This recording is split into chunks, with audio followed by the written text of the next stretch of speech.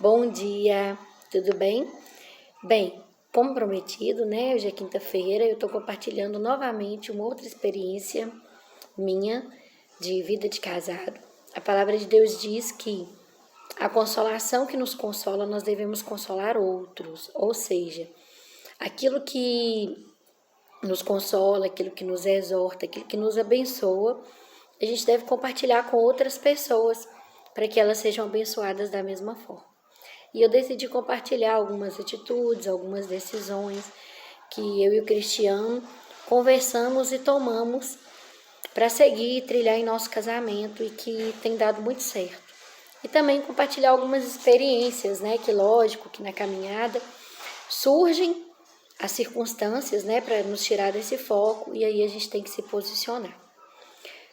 Algumas experiências que eu vou compartilhar são positivas, deram muito certo, e outras experiências que eu posso compartilhar também são algumas coisas não tão certas que eu agi e que eu vi que não era a maneira adequada, e aí é hora da gente parar, pensar, pedir perdão e prosseguir. Bem, mas o tema de hoje é: não há como ter união na divisão. Casamento é uma união entre duas pessoas. Eu até peguei aqui o significado do dicionário do que é unidade. Unidade é uma ação coletiva de duas ou mais pessoas que tende a um único objetivo: coesão, integração, união. Na unidade não significa se tornarem iguais e as diferenças desaparecerem. Cada um abre mão do seu pensamento próprio para caminharem juntos em uma mesma visão, para cumprir metas estabelecidas por ambos. Bem, por esse significado aqui, eu creio que já te disse muita coisa do que significa unidade. Unidade significa ser um. E eu quero ler um versículo aqui da palavra de Deus, que está em Marcos, capítulo 10, do versículo 6 ao 9. Eu vou ler na Bíblia Viva, que é uma versão assim que eu gosto bastante, e ela é bem explicativa. Diz assim: mas desde o princípio, Deus fez o homem e a mulher para se unirem permanentemente no casamento. Portanto, o homem deve deixar o pai e a mãe, e ele e a esposa estarão unidos de tal maneira que não são mais dois, porém uma só pessoa. E nenhum homem pode separar aquilo que Deus uniu. Bem, esse versículo é um versículo muito conhecido, talvez não tanto nessa versão viva, mas eu quero destacar algumas coisas aqui que são bem interessantes. Primeira delas, o texto diz que é uma união permanente. Segunda, o homem deve deixar pai e mãe. Isso não é abandonar no sentido de não preocupar, de não auxiliar, de não honrar o pai e a mãe. Porque uma das bases e alicerces, eu creio, para um casamento feliz é ambos, tanto o homem como a mulher, continuar honrando os seus pais, continuar respeitando, continuar abençoando os seus pais. Mas aqui essa questão de deixar é não depender mais, porque o casal ele passa a ter uma vida própria. Eles não podem ser dependentes dos pais, mas eles têm que estabelecer a sua própria vida, né? a sua própria relação, onde os dois ali é quem resolve os problemas, é quem dividem as coisas, e não é uma união mais baseada e dependente do vínculo paterno. É nesse sentido, tá? Não pode ser mal interpretado. Outra coisa que eu chamo a atenção aqui também é que fala que a união vai ser de tal maneira que não vão ser mais duas pessoas, mas vão ser como uma só pessoa. Gente, isso é muito interessante. Como que duas pessoas vão ser tão unidas ao ponto de serem como se fossem uma só. E o texto diz que uma só carne. É muito interessante. Eu quero dar 2 exemplos aqui de circunstâncias que, se a gente deixasse continuar aqui em nosso lar, nós íamos viver uma vida de divisão e não de união. Bem, um belo de um dia, eu estava no nosso quarto e eu resolvi usar o barbeador elétrico do Cristiano. Queria usar um vestido, eu não tinha depilado a perna e eu falei, já sei, nós temos um barbeador elétrico. Peguei o barbeador elétrico para mim usar. Aí o Cristiano passando pela casa, ele ouve o quê? O barulhinho do barbeador elétrico. Ele entra indignado no quarto e fala, Ana, você não pode usar esse barbeador elétrico, é o barbeador que eu uso no meu rosto. E se você usar vai poder dar alergia à minha pele. Minha pele é muito sensível. Aí eu lembro que na hora eu brinquei. Sua pele pode ser muito sensível, meu bem, mas não a mim. A sua pele não tem sensibilidade a mim, ao contrário. A sua pele se atrai a mim e eu fiz uma outra brincadeirinha que é mais íntima, né? Não vou citar aqui.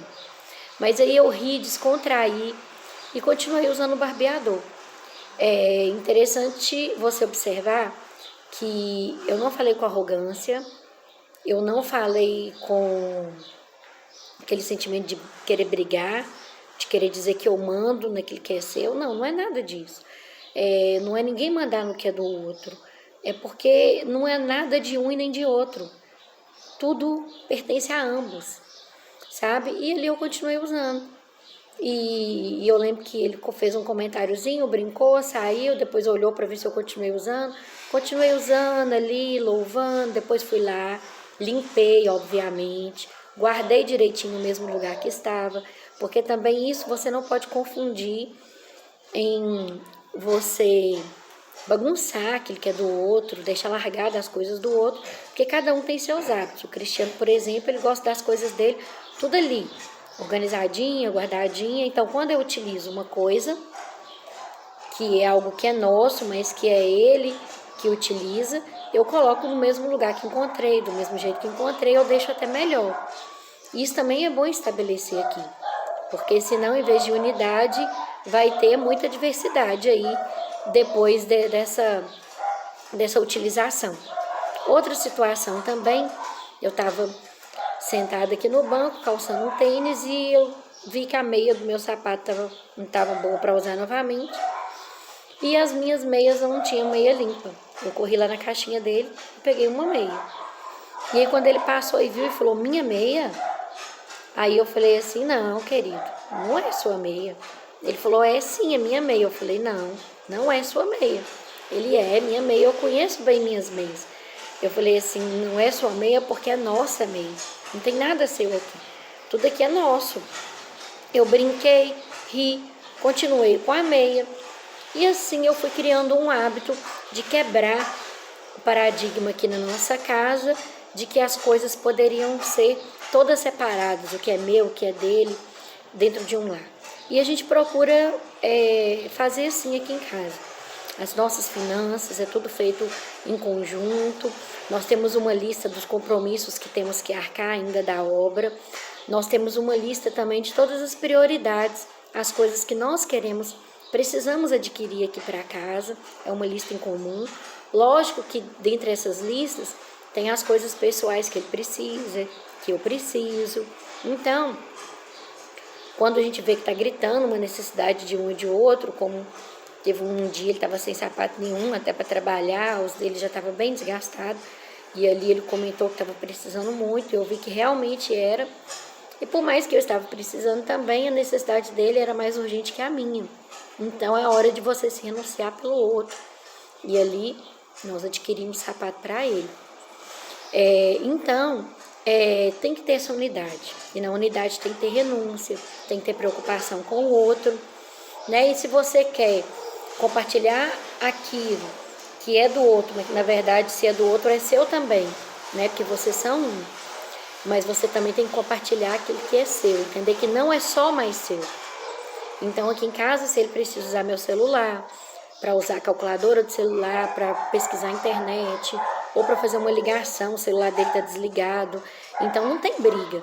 Se eu vejo que ele pegou meu celular e está usando, eu não fico, por que pegou meu celular? Para que pegou meu celular? Então assim, é nosso, ele precisou usar, né? Mas graças a Deus aqui em casa a gente não tem o hábito de desconfiar um do outro, de ficar lendo mensagem um do outro, a gente tem liberdade.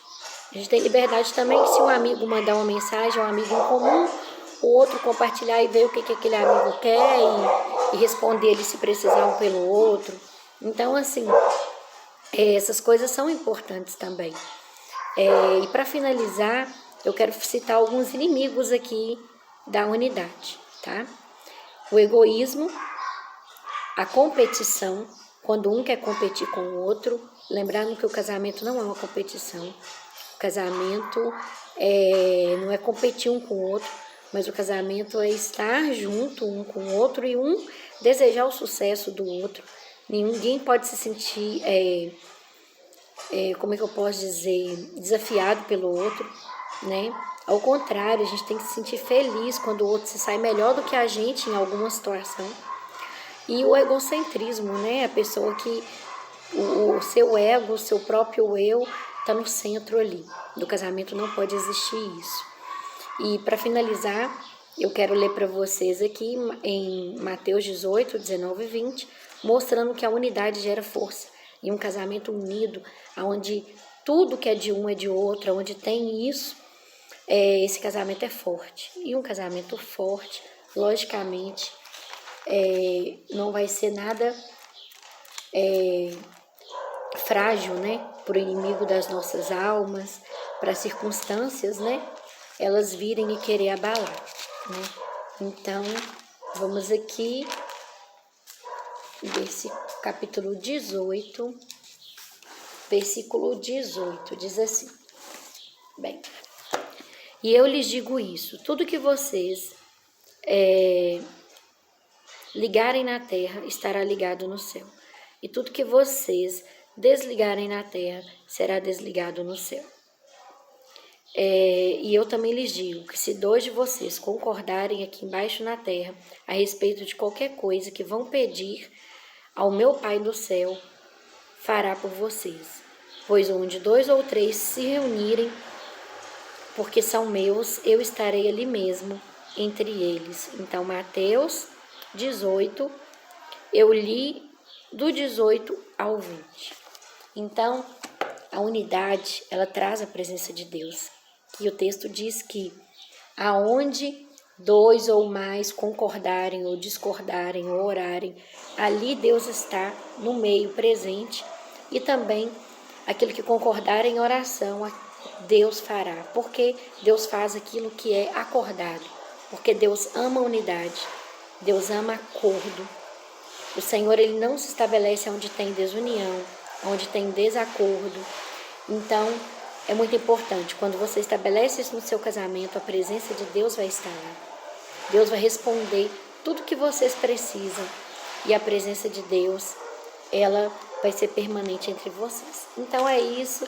Esse é o segundo compartilhamento de compartilhar a vida, casamento. O tema não há como ter união na divisão. Espero que tenha abençoado seu lar, tenha abençoado seu casamento. Eu vou citar aqui uma frase que diz assim: uma família feliz é um paraíso antecipado, de John Bowen.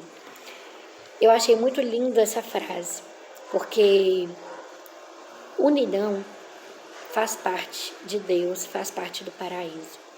Então, experimente um paraíso na terra, estabeleça princípios divinos em seu lar. Um beijo para você, Deus abençoe seu dia.